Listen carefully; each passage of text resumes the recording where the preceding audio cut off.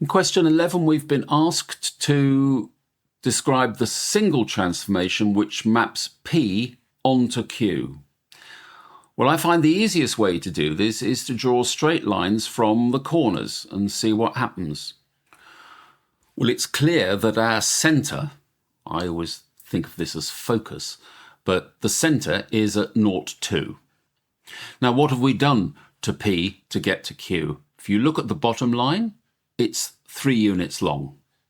And the bottom line of Q is 1 unit long. So the enlargement is an enlargement of 1/3. So I can say that P to Q is an enlargement of scale factor, and it's equal to 1/3. And that's your answer.